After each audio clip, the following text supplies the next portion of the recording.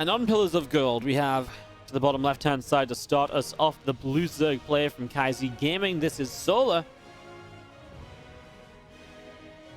Taking on the Red Terran in the top right-hand corner. This is ByuN. Watching this on the YouTube because it's a good series and it goes up online. It may not be, in which case I've said this for nothing. So you hit that like button if you like it. Remember to do so at the end. And don't forget to subscribe to the channel for more of our daily SC2 uploads. And so we've got some good content coming up on YouTube in the coming days. We got a lot of just top names. It's gonna be a good couple weeks, let me tell you that, if you're a YouTube viewer. Alright, so we can get this up and running. Barracks goes down, and we just need the hatchery down from Solar across the map. So very standard stuff, no proxies to begin with, at least for the first couple of minutes. So we do get into this without any issues. I've seen ByuN playing like a god lately, I'm not gonna lie. He's looking really good. Yes, he's not looking to be unbeatable or anything crazy like that, but he's overall been looking good. I think we casted ByuN versus Solar in the Fallen Leaves event as well, and ByuN looked really good there. Some longer games, but he went 2-0 if I'm not mistaken. That was a really fun couple of matches. I think ByuN even drew Rogue in the Fallen Leaves playoffs. That will be happening this weekend as well, so excited to see more of his TVZ in that in the next few days. So, yeah, that's really exciting. I think that should be pretty fun. I feel like I casted ByuN Solar somewhere else as well. I think it was maybe the King of Battle qualifiers, and that was when ByuN was... that was back in September, so it was like about a month ago, and then ByuN looked a little bit less strong, but he still looked really good at multitasking, just got a little bit stuck going into late game. But it felt like watching him play against Solar the other day, he really had that figured out a lot better.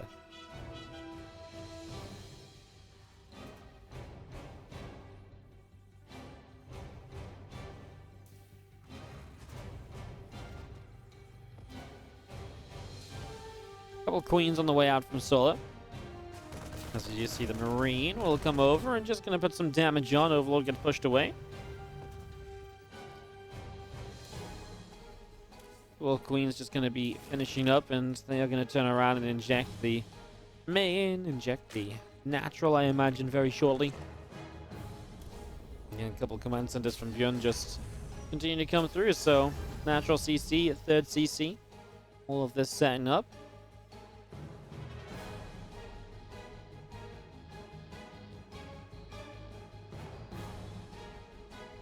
Single Ling of Solar continues up through the top side of the map.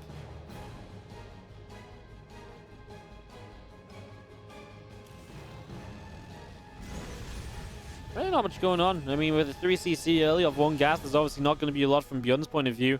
We'll see what Solar maybe tries to do against this, as the couple of Hellions will be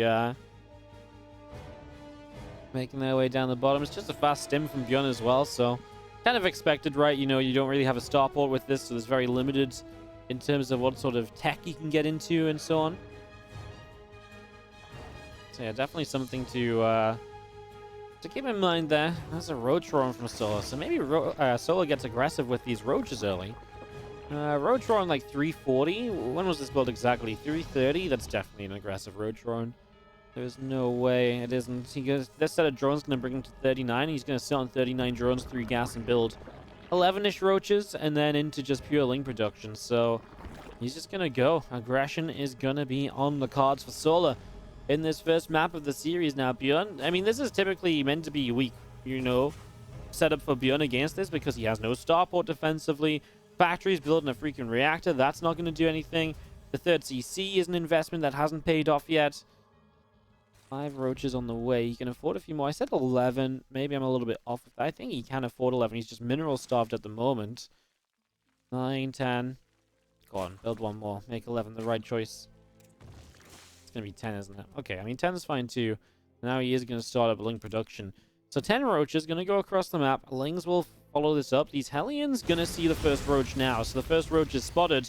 And ByuN gets a little bit of a warning sign that he needs to be preparing defensively. Now, he's already building 5 Marines at once. He's going to have stim pack, so that's also a bit of a win here. The only problem is you don't have medevacs, so your stims are very much so kind of a... You know, you got to really decide when you use your stim. If you use your stim too soon or something, you are not going to have a good time at all. What I'm finding really crazy at the moment is that he isn't going to be building a bunker or anything, as he catches the first Ravager. Gets good damage on a second Ravager as well. I mean, these Marines are just standing and fighting here. The SCVs are going to pull. Of course, he didn't lose the Hellions, so he has those to help against the Lings. And ByuN, I mean, using the SCVs as the front line, he's lost 9, 10 of them already, but that's generally going to be okay here as the other Ravagers going down. Corrosive Bile killed a morphing Ravager. ByuN just has so many units left after this. He didn't even want this Ravager to cancel because he wants the extra gas spent on it, you know, because you've committed through. Wow, and now Medevac's about to be out, so counterattack potential is going to be off the charts here for ByuN. He's going to be able to go straight across the map. That's incredible. 16 SCVs, 8 Marines, and a Hellion to clean up this entire army bar. 2 of the Roaches. I mean, that's just the power of how fast he went into Stim. Now, 16 SCVs is affordable as well because he's built SCVs all this time off 3 CCs. Obviously, Solar cut drones to be able to get into this attack anyways, so... To give up the SCVs but maintain the army, it's the right call, because if you lose all the army, you then probably lose the SCVs after as well. But now you've got the army still alive to counterattack too. So yeah, right call from ByuN, and he's marching across the map to put Solar into... Well, actually, I think Solar's going to leave the game because he's got a Roach, a Ravager, and 20 Lings. That does not defend against this amount of Stim Marines. I mean, Solar's also got drones in production, so nothing else is on the way. This is literally all Solar has. He can bring the Queens into fight, but he only has 3 of them. Even the Queen count is low because you cut for this build order. Yep, and that's everything dead. It's gone. There's nothing left. There's these 2 Queens. These 2 Queens go down. There's literally nothing can fight on the map apart from drones. GG. ByuN takes the first match. The first map of this best of 5. GG's. Well played. We go into Oxide for our second map as we start in the top right-hand side. The blue Zerg player from Kaisi Gaming is Solar. In the bottom left, our teamless red Terran ByuN. I do wonder what team will try and pick ByuN up. Because somebody is going to, right? Like, that's just to me, kind of a matter of fact, it's going to happen kind of thing. Who is going to pick up ByuN? I don't actually know. I don't actually know. But it's definitely going to happen.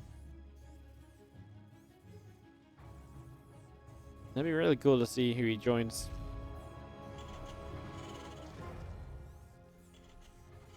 ByuN very popular in the Chinese scene, if I'm not mistaken, as well. Definitely imagine there's some Chinese teams eyeing him up for the next year of China Team Championship events.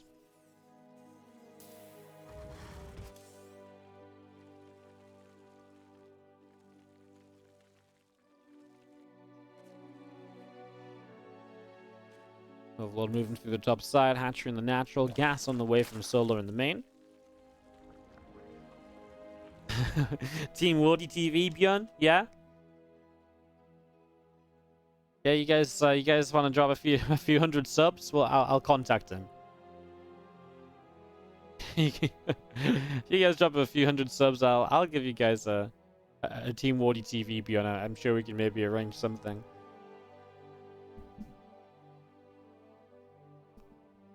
It has to be Jinnair. I don't think Jinnair's going to pick up ByuN. I think that's the least likely option, right? Why would Jinnair are obviously quite happy with their team. They've kept the same team for years. If anything, they were cutting back last year. I know they offered Kira a worse contract. Or a similar contract, and then obviously he got a contract from one of the Chinese teams, which are paying top dollars, so he went with those. Dragon Phoenix Gaming, good choice. They turned out to be a really good team.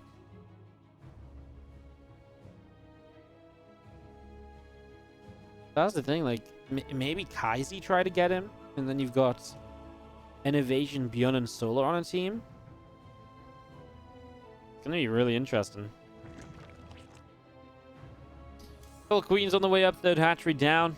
Again, first 2.5 minutes is fairly self-explanatory. With the second gas this time, that'll be our major difference from game number 1. We move away from that 3cc style into a double gas. Can be a bit more aggro. Typically, the starport will come down with this, and from here you have a lot of options. That factory does not go to the reactor, so it's going to be a tech lab on the factory. An early game, we're seeing Marines and maybe a tank. And something a little bit offbeat from ByuN. No Hellions early game. And this could be interesting because if I'm solo and I see ByuN with no Hellions and like a higher Marine count, I'm probably thinking 2-1-1. Am I really thinking that the factory is going to have a tech lab on it and build something? Or maybe the starport gets a tech lab? No, probably not. Is he going to go Banshees? Seems like he will. So Marines into Banshees. No Hellions. Yeah, there's the cloak. There's the Banshee. Again, to me, if I'm solo right now, I see Marines, I see no Hellions, and I kind of start thinking 2-1-1. So the cloak Banshee is not something I would necessarily be preparing for. But let's see what Solar can do to figure this out, because obviously he's a bit better than I am. So I'm Mr. Obvious over here. I see one thing, I'm like, it has to be this, and then in fact it's just not the case at all.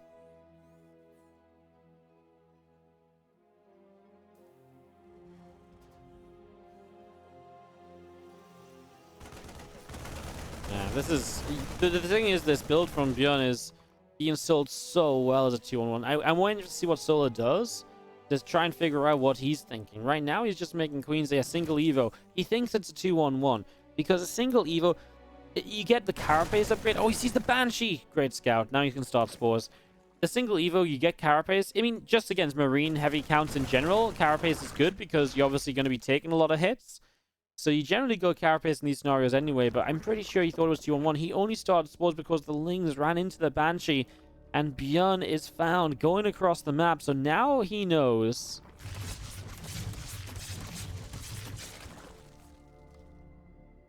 That was really nice because, yeah, this Banshee had huge potential if those spores weren't up, obviously. This is good turnaround, good eventual scout from Solar, and that's why you don't stop trying to scout. He ran in 2-3 times, and eventually he gets to find the fact that there's a freaking Banshee coming his way, and that's all he needed to start preparing. At the end, that's all it was actually needed, so able to make it happen. Now, these Banshees will still get active at a later point, I'm sure. I'm sure they'll come into play at some stage as a couple of Lings attacking at the front. There's Burrow on the way for a moment, not sure why. Cancels it though. And drops a Baneling nest as the Banshees will make their way back onto the map. Gonna cloak up early, so they can't be seen as they head on over the creep spread. It means that the Queens can't creep position, but Banshee's gonna reveal himself. 3 active tumors, absolutely a worthwhile shutdown. I mean, 3 tumors is kind of a big deal, as now this Queen is kind of dead as well. Transfusion goes down.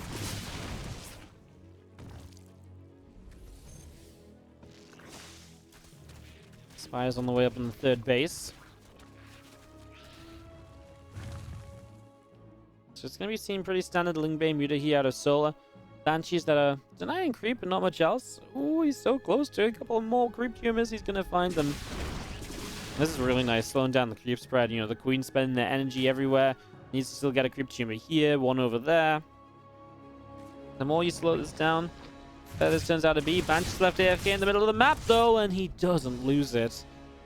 Hey, these Marines are going to show up with Stim, and these Queens are out here trying to build up creep tumors. There is Lingbane pretty close behind it. There's a few tanks as well, though. He's going to scan and make his way to the left-hand side. Tank here, tank here. We've seen the power of that in previous games of Oxide.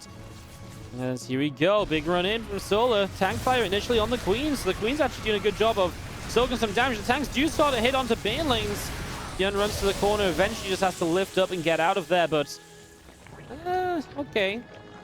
It's not so bad for ByuN. Such a pretty good trade. He loses the 2 tanks, a handful of Marines, but he gets a lot of Lingbane.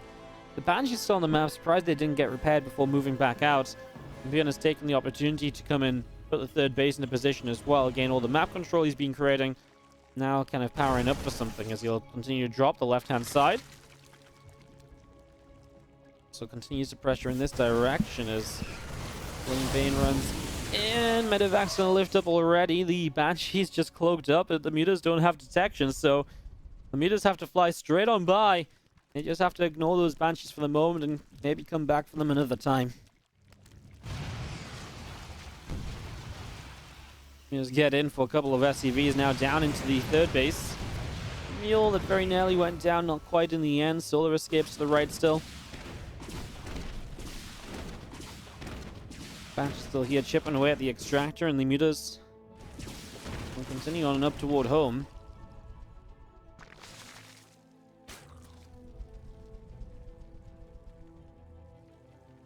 Okay, well, not a bad game on either side. ByuN now losing a little bit more, meaning that the resources lost evens out. He's going to go pushing again. I mean, he's comfortable on 3 bases as well, of course. Starting up his own 2-2. The carapace upgrade of Solar is quite far along. The +2 melee will more or less be in sync with the upgrades of the Terran.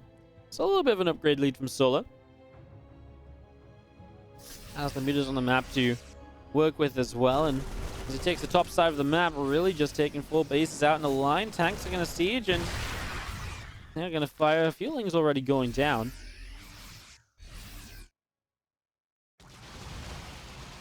BANELINGS going to go jump straight in on top of these rocks, so going to get on top of those pretty quick. The Marines all pulling back.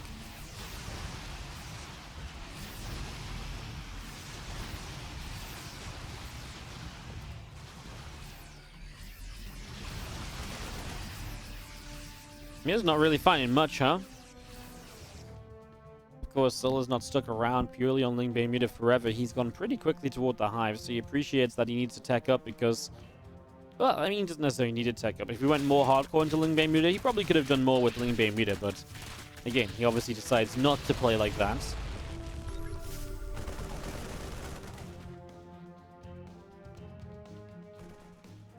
Journal closes building. A Thor on the way too, obviously, as the Mutalisk count grows up. Always good to have a Thor to help stabilize against those mutas. So we see that being brought into play. Marines, tanks, command center. All of this continuing in as the Queens are going to come and drop down. A few more creep geometers here. But decides not to. There's about to put a bunch of creep down here, but yeah, going elsewhere now. Wants to put it over here as the creep starts to go in 2 directions. I gotta say, the creep... Obviously, the Banshees had some action against it earlier as the Sensor Tower is cancelled.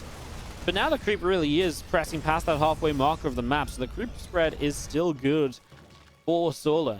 And it's definitely an issue for ByuN, because if you want to attack anywhere, you're basically going through the creep spread, which gives the Zerg a lot of attacking opportunities. This is Oxide, and on Oxide we oftentimes see the tank push becoming very powerful. These choke points are so difficult to get through. It's very rampy, it's very choky around the map. As Ling Bane counter, a couple of Banes get in for... they split up on the SCVs. At the same time, the big fight happens, pushing in over here. Wasn't really that great for Solar. I mean, he forced a lift-off on the command center, but the Banes didn't really get any connections. Everything else then gets pushed back by the Marine Marauder. That was not the most successful of setups, in all honesty. And let's see the mutas continuing back around over to the top side. Oh, what a catch from ByuN. He's going to find all of these Banelings morphing in.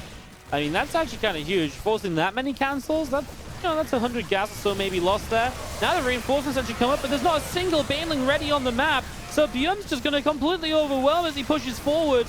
Oh, Solar, how do you not have a single Baneling ready to go? This is so bad for him.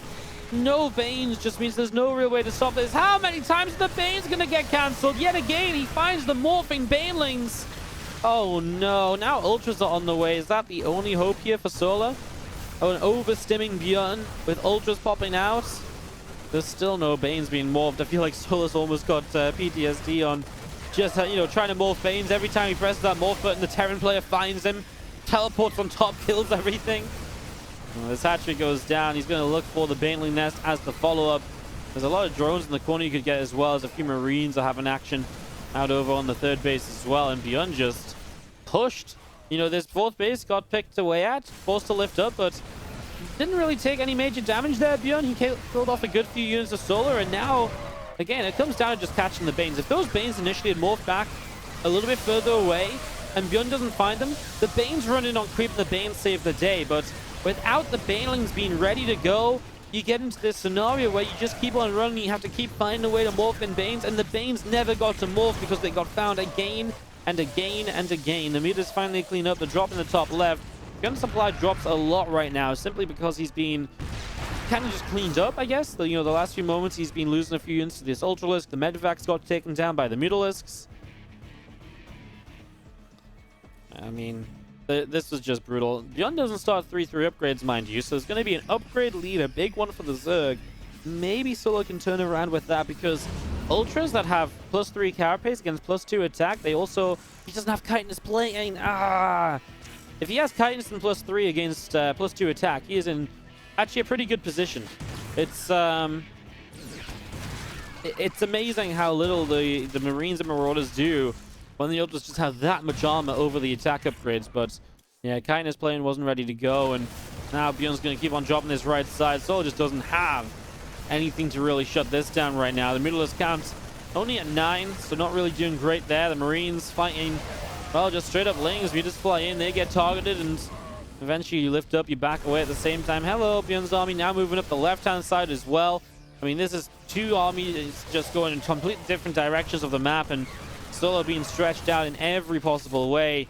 And he just doesn't have the units. Of course, Baneling Nest died. He doesn't have a new Baneling Nest, so he still can't morph in any Banelings, even if he wants to morph them in a very safe distance this time around. GG from Solar, and ByuN just explodes into a Game 2 victory. It really comes down to this fight that happened on this base over here on the left-hand side. Take a quick look at it again, because I know we jumped over there after some harassment was happening elsewhere, but ByuN sets it up in a couple moments. There it is. Moving across. So ByuN sets up this base. You know, the mutas are harassing around. Solar's got good creep spread. He's onto Hive. He's on his way to the Ultra Cavern. I just don't think Solar actually needs to take this fight necessarily. Yeah, this run by is what we were watching. I don't necessarily think Solar needs to take this fight. He's got 2 tanks here. It's through a one-dimensional choke. So you run straight in. It's a lot of Banelings, right? But look what happens. The first Banes get through and they do okay. The tank's actually getting a lot of Baneling shots off. The Bio, because this is off creep, there's no Lings in front of the Banes on this right side, so the Bio gets a lot of kills. And yeah, these Banes just continue to melt. So how many Banelings go down there? Like 40 Banes go down. And from there, you force a lift off, you kill off an army, but you don't even kill off an army, really. You just trade out badly. There's a bad trade, and again, it's probably okay for Solar because he's mining more, but not when you can't get the... We are on Death Aura for Solar's chance to defend some match points here. Blue Zerg in the bottom right-hand side is... Well, honestly, I felt like that last game was setting up correctly for him. But it's a game of Banes. You don't have the Banes, you give up a few too many of them to deny a CC, you kind of die.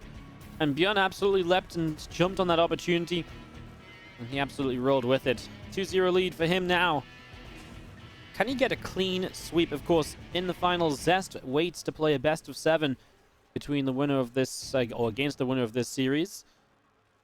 And Zest could be pretty cool after watching Zest and Inno a little bit earlier on. Solar Zest's always a classic as well. I mean, honestly, all these players are great. There's a reason we picked these games to cover because, you know, like I said, all these players are great. We know they are.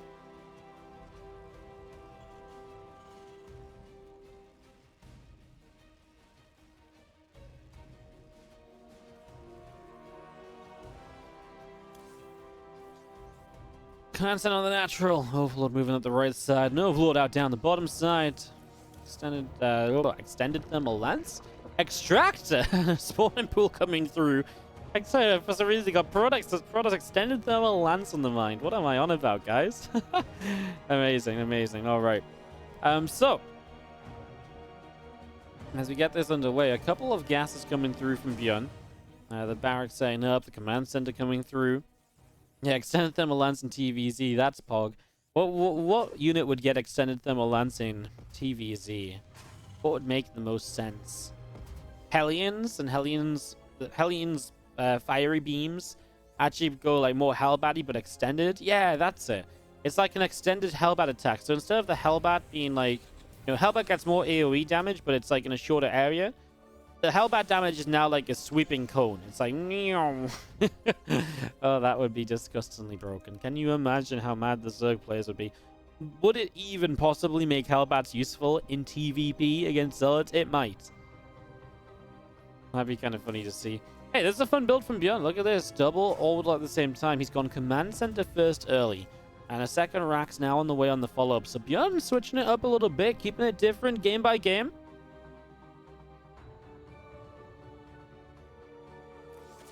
Obviously, we'll see how Solar wants to play this. Solar has been a fan of the Lurker style as well. Just haven't really gotten to see that in this series just yet. So maybe something we could see coming in from this in the near future. So there's a possibility for that. Overlord hangs out on the left-hand side. SCV about to pop. Stimpack coming through. A factory in the main base is just over halfway along, and just seeing a queen on the way out as well. Ling speed coming up, and a hatchery down on the 3rd o'clock position. On the 3rd o'clock position. What the freak am I talking about? The 3rd o'clock position? Yeah, obviously you've got your 3rd o'clock, natural o'clock, and main o'clock. You know, just clocks change for every single map in StarCraft 2. Oh my god, my mind is just derping out. I don't even know. I'm just being a little bit derpy. I love it. People was like, "What? You're so bland and boring." Well, you know what? When my mind goes a bit derpy, then I make the best jokes. Ay.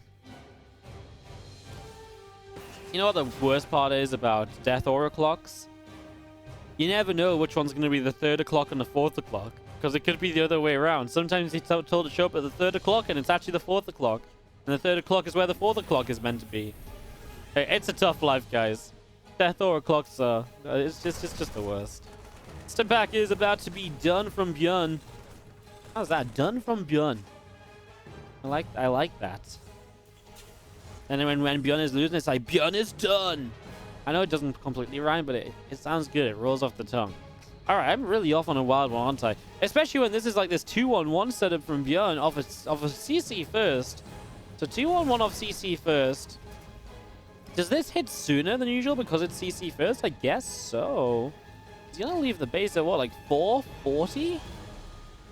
Ah, the second medevac's not ready yet, so it's still gonna be around 445 for the move out. Okay. I was gonna say, if we was leaving the base at like 435, I was like, what? That's mental. Yeah, it's gonna be 455 when he lifts up and gets across the map. So away we go. Siege tank behind this, combat shield and the +1 attack. So you'll have an aggressive follow-up, and I imagine 2 more medevacs in the near future as well to bring a reinforcing couple of siege tanks and extra marines into the next fight. You can see Solar. So we mentioned Solar, preparing for 2-1-1 earlier with that single Evo and a Carapace upgrade, and that's exactly what he does here as well. And as his information early has told him, well, he sees the setup, he sees the main base, and he probably saw no Hellions again, so he's putting all the pieces of the puzzle together to really figure out exactly what's going on here as these queens move up the right-hand side. Marines get pushed back, a couple medevacs still overhead. Marines going to stim in, trying to fight the queens. Lings are going to come through. Marines will lift off into the main base. Bane that's down in the natural. Last still building in the main. The Lings going to run through, and the Marines have to load up and get out up the right-hand side once more. Scaling nest just building in the back of the natural here. So getting that Bane nest up. Last still halfway done. Zergling's on the way out. Carapace halfway through. I'm just going to be seeing our Marines and medevacs still setting up over on the right-hand side.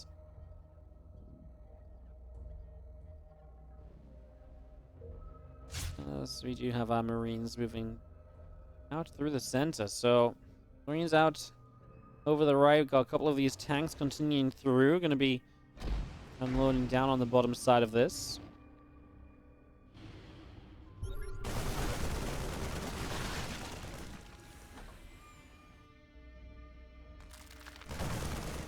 Couple creep tumors. Queen still pressing forward, and we do have the green tank army coming in as well. Stimming through. Couple creep tumors going down. Lings, Banes charging through. Banes getting target fired by the tanks. If he actually gets the rest of these Banelings here, these Marines might be able to continue doing very well. The problem is the tanks that targeted the Lings actually did some splash damage to the Marines, so they get weakened a bit too. The follow-up here is going to catch a couple of Queens, though. I mean, now we're in this problem of just maybe not enough Banelings a game, but it's going to be enough to survive. ByuN will bring an army down the right side of the map. And it looks as though Solar's held this off. I say I don't want to get too ahead of myself. Bane speed's not done yet. I'll feel way better for Solar once Baneling speed is completed, because at that stage, those Banes are a little bit harder to snipe, a little bit more likely to get some proper damage done, rather than just being target fired down by tanks and Marines alike. So Here you go. I love what ByuN's doing, just kind of fighting just off the edge of this creep, not letting the creep get to this right-hand side. Okay, he's going to start canceling Banes again. Solar starts to remember back to game number 2. Banes being cancelled left, right, and center. I mean, ByuN's attack is still just going. He's going to get a stage up kind of toward into the main base. This is fun. A little bit different, right? We've not really seen like a siege on the main on Death or in TVZ, but I don't think I've ever seen this actually. But yeah, he's kind of bullied his way into the position, so it kind of works. Solar ended up taking the 4th base bottom left. So he's never really had control of this area. I mean, now ByuN's getting more and more in the main. This is awkward because if you fight in the main, the siege tank supports, you've got to fight the low ground while you fight the main base, basically. So it makes that, you know, really forces like an awkward split here as these Marines have to start pulling back. Tank fire is pretty good. Marine's going to lift up and go in the main base where there are not enough banelings, so kind of abandoning the tanks, but overwhelming in the main. He's got Marines still in medevac that are not dropping down. There's no banelings left just yet. Here's the first baneling that shows up. Target fire, target fire, target fire again. Every baneling gets targeted down, even with the bane speed on creep. It don't matter. And ByuN has killed 22 freaking drones and the queens and all the lings and everything possible. And that's going to be GG for ByuN to take the 3-0. He goes through to the finals and Solar is left eliminated.